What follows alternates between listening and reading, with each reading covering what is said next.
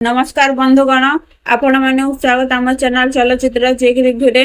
आज आम आलोचना करबा 2009 मसीह एक सुपरहिट ओडिया संगीतमय चलचित्र सात सुरे बंधाए जीवन विषय।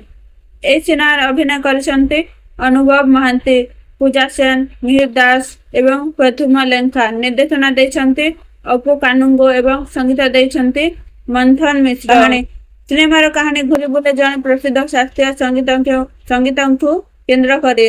संगीत होकर जीवन प्राण। तांकर गोटे झील रही जी संगीत भल पाए। एक दिन से जड़े अनाथ पिला निज पाखक आनी संगीत शिक्षा दियंते। समय सहित से युवक जड़े प्रतिभाशाली गायन भाव परिचित हो जाए।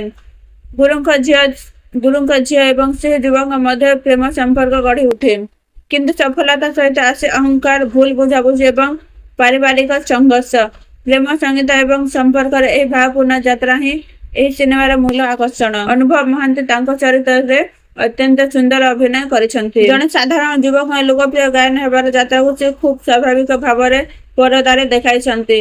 पूजा सेन को अभिनय दर्शक हृदय जीति नैथिला। तांको भावपूर्ण दृश्य गोटे सिनेमा आहुरी मजबूत करिछि। मिहिर दास जने गुरु पिता भाव में निज अभिनय गभीरता देखाइसंती। तांको चरित्र सिनेमार भावनात्मक शक्ति। संगीत ए सिनेमा सबुठार बड़ शक्ति होउछि संगीत। मंथन मिश्र सुर एवं गीत गुडी आज मंदिर संगीत प्रेमी मन में जीवंत अच्छी। विशेषकर टाइटल सॉन्ग सात सुरे बंधाए जीवन दशक मध्य बहुत लोकप्रिय होइथिला।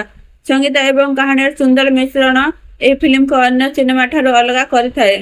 भल दिग हृदयस्पर्शी कहानी, अनुभव मिहिर दास को शक्तिशाली अभिनय, असाधारण संगीत एवं गीत, परिवार सह बसी देखिबा योग्य स्वस्थ मनोरंजन। दुर्बल दया किसी दृश्य टिके धीर लगी पारे।